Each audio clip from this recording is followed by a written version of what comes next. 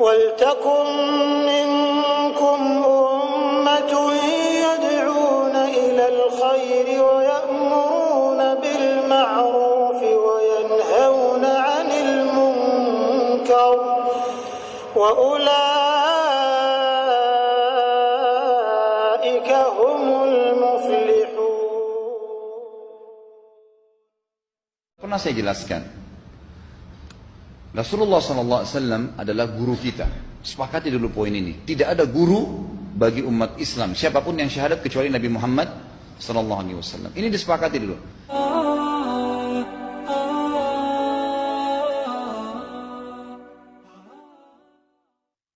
Semua dai dan ulama adalah pewaris beliau. Artinya harus mewariskan ilmu yang beliau ajarkan. Apa yang diajarkan itu yang disampaikan ke umat, yang tidak diajarkan mereka larang agar dikerjakan. Kan begitu mestinya. Ini kaidahnya dulu. Masalah kasus ada orang imam pimpin doa setelah sholat. Jangan dibahas doanya. Doa adalah ibadah. Tapi begini, sebelum Anda kerjakan satu ibadah, tanya. Saya mau ziarah kubur. Jangan ziarah kubur sebelum Anda tanya bagaimana Rasulullah SAW ziarah kubur, agar jangan Anda buat-buat ziarah kubur itu. Adanya orang taruh kembang di kuburan, siram air, buat batu nisan, pasang lampu, baca zikir-zikir di sana, karena dia mau ziarah kubur semaunya sendiri.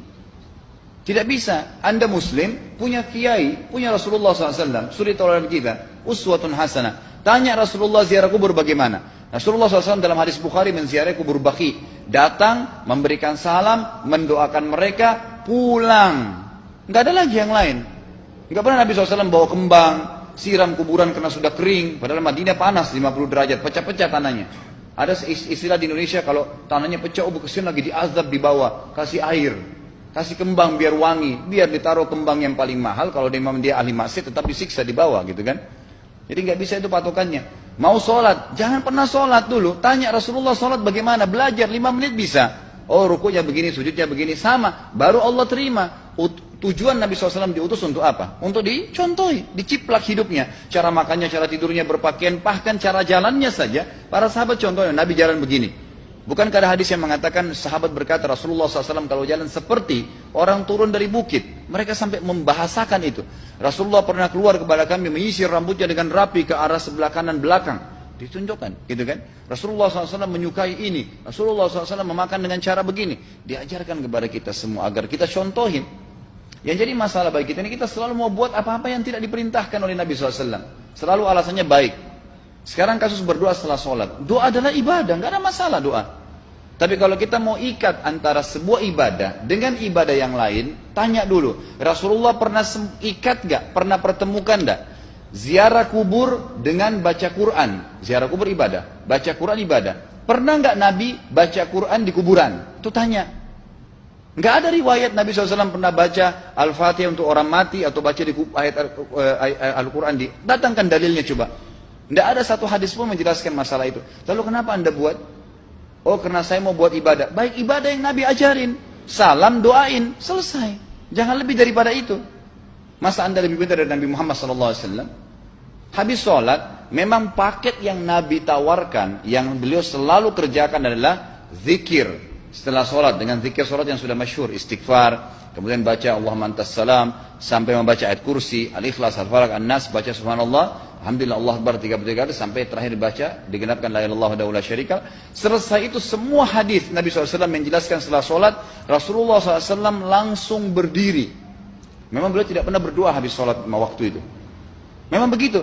Bukan doanya yang jadi masalah, bukan. Karena Rasulullah tidak kerjakan, jadi kita tidak kerjakan. Saya tekankan dalam pengajian saya, kalau Anda punya hajat berdoa, berdoalah setelah sholat ba'diyah. Insya Allah aman. Karena sudah lepas dari paket yang Nabi tentukan. Selama Rasulullah SAW sudah mencontohkan dan memerintahkan sebuah perbuatan, ditentukan tempatnya, jumlahnya, waktunya, jangan pernah dilanggar. Habis sholat bacalah subhanallah 33, alhamdulillah 33, Allah akbar 33. Jangan Anda bilang saya bisa baca 100. Loh, Rasulullah suruh 33 kok.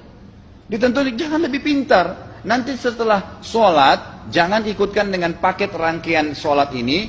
Di luar waktu sholat Anda membaca 100, silahkan. Karena nggak ada penekanan di situ. Kalau ada penekanan waktu, tempat, dan jumlah, jangan dibantah. Anda pengikut Rasulullah atau bukan gitu kan? Harus jadi jelas. Yang membuat umat ini di Indonesia juga jadi masalah sekarang karena mau buat sendiri.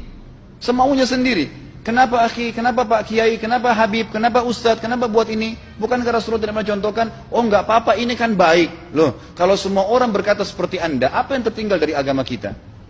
Kira-kira apa lagi yang tertinggal? Enggak ada kemurnian agama, karena semua orang mau buat semaunya. Gitu kan? Semaunya sendiri. Pindah rumah, baca berzanji. Apa itu berarti sejarah Nabi? Kenapa baca berzanji, saudaraku? Rasulullah waktu pindah rumah pernah baca-baca gitu enggak? Enggak pernah. Kenapa dibuat? Anda muslim bukan? Muslim. Ya saya harus ikuti. Kalau tidak akan terus ini mengakar nih. Anda buat satu bid'ah sekarang. Bid'ah itu lawannya sunnah.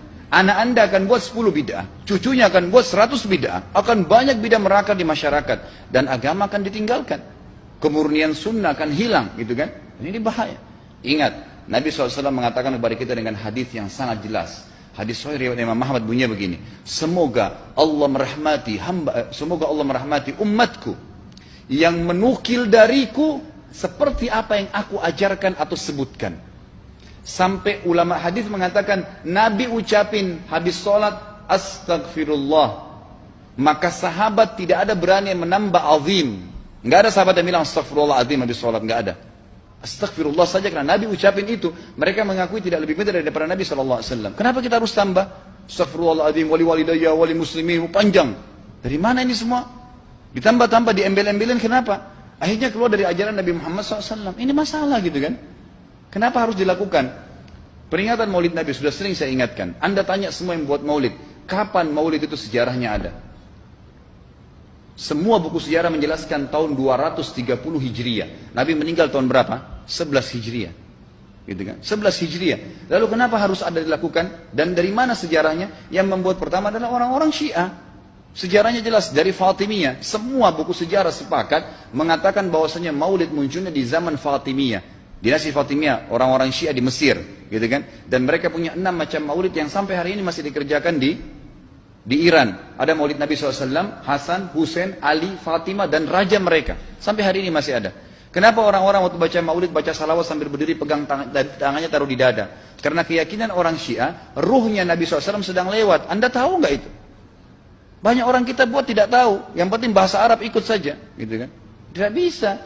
Nabi SAW tidak pernah rayakan. Pernah ada yang bilang sama saya, Ustaz, kan Nabi SAW pernah bilang waktu ditanya tentang puasa Senin, beliau mengatakan hari itulah aku dilahirkan. Terus kenapa? Berarti boleh merayakan ulang tahun hari Senin, gitu kan?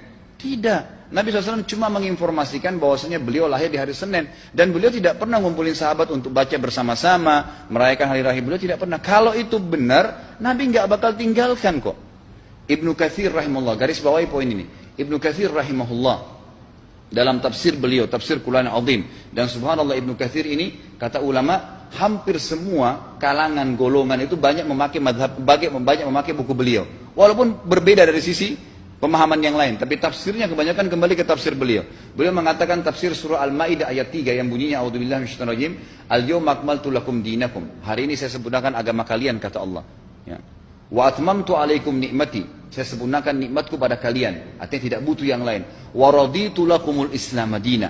Saya ridha Islam sebagai agama kalian. Kata beliau, ayat ini turun menandakan dan memastikan bahwasanya Nabi Muhammad SAW tidak meninggal dunia kecuali sudah mengajarkan semuanya. Yang hitam, yang putih, yang gelap, yang terang, yang susah, yang muda, ya, semua dijelaskan. Siapa, kata beliau, yang menganggap masih ada sesuatu yang harus ditambahkan setelah Nabi SAW meninggal dan turun ayat ini, maka dia adalah ahli bid'ah. Dia orang yang membuat-buat agama. Nabi sudah ajarkan semua, selesai. Jangan ditambah, jangan dikurangin. Kita tidak lebih pintar dari Nabi SAW. Nabi nggak pernah rayakan hari lahirnya, jangan dirayain, selesai. Emang kenapa kalau kita nggak rayain? Kenapa? Tangan kita terputus? Enggak. Masih banyak ibadah yang disunnahkan gitu. Sama dengan kasus Isra dan Mi'raj. Kejadian besar dalam Islam. Tapi Anda boleh kembali kepada semua buku sirah. Saya tantang semua buku sirah Anda kembali. Insya Allah yang berpegang pada Al-Quran dan Sunnah, memang ada dasar wahyunya, maka semua akan menjelaskan. Nabi SAW setelah pulang dari Isra dan Mi'raj tidak pernah mengumpulkan sahabat-sahabat untuk merayakannya setiap tahun. Tidak pernah. Boleh dipelajari iya, setiap hari. Tapi ditentukan tanggalnya lalu dibuat acara. Tidak pernah Nabi SAW buat itu. Lalu kenapa Anda buat? Kalau Anda mau tetap buat, ya silahkan. Itu hak terserah Anda. Tapi saya ngajak kepada Anda kembali kepada kemurnian ajaran Nabi SAW. kita tidak akan pernah kembali. Kata Syekh Utsaimin rahimahullah, umat Islam ini akan kembali kepada kejayaan mereka kalau mereka betul-betul kembali kepada ajaran Rasul mereka Muhammad sallallahu alaihi wasallam. Murnikan ajaran Nabi yang jalankan seperti yang beliau ajarkan, selesai, akan aman. Pasti akan kembali kejayaannya. Kita nggak bisa saling menghardik, saling menyalahkan yayasan ini, organisasi ini, kelompok ini, karena masing-masing mau beristidlal sendiri, mau menjalankan sendiri hukum-hukum agama ini, bukan mengikuti sunnah Nabi sallallahu alaihi wasallam. Jemaah haji kita, jemaah umrah, datang ke Mekah, tur dalam kota Mekah, naik ke gunung untuk lihat Gua Hira. Kenapa naik ke Gua Hira? Oh, Rasulullah pernah di sini. Baik, saya jelaskan. Nabi Muhammad SAW ke Gua Hira sebelum turunnya wahyu. Dan beliau terakhir sekali di Gua Hira pada saat menerima Iqra bismi rabbikal ladzi khalaq. Itu saja. Setelah kejadian itu, beliau turun dari Gua Hira. Dari waktu itu sampai meninggal, Nabi SAW tidak pernah ke Gua Hira lagi dan tidak pernah suruh sahabatnya ke Gua Hira. Kenapa anda ke Gua Hira? Sampai naik 3 jam ada yang jatuh mati. Karena jahil, tidak tahu pemahaman agamanya. Nggak bisa begitu.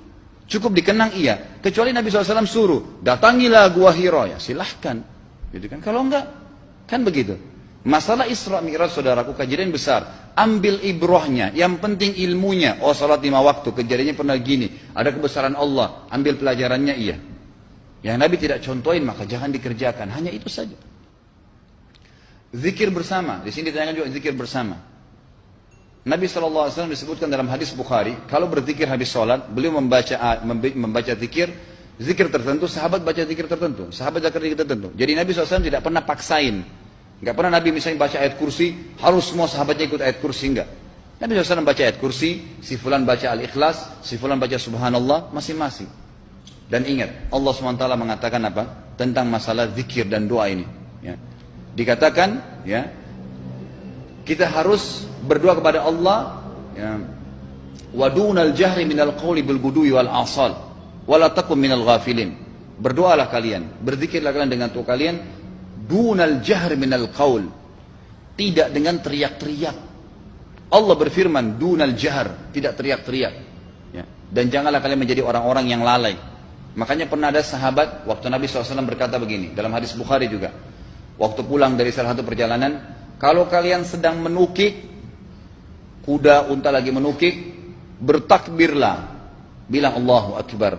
Kalau kalian sedang turun, menuruni sebuah lembah, bertasbihlah, bilang subhanallah.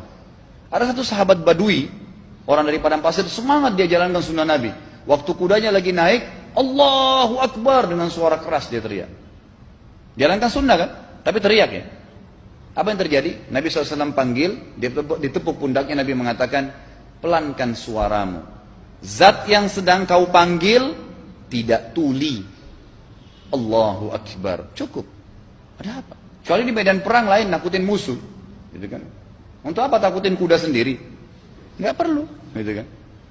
Jadi mengikuti sunnah Nabi dengan ilmu yang benar itu akan membawakan ketenangan hidup. Yang buat kacau kita ini jadi kacau karena mau membumbu-bumbui macam-macam ditambah-tambah.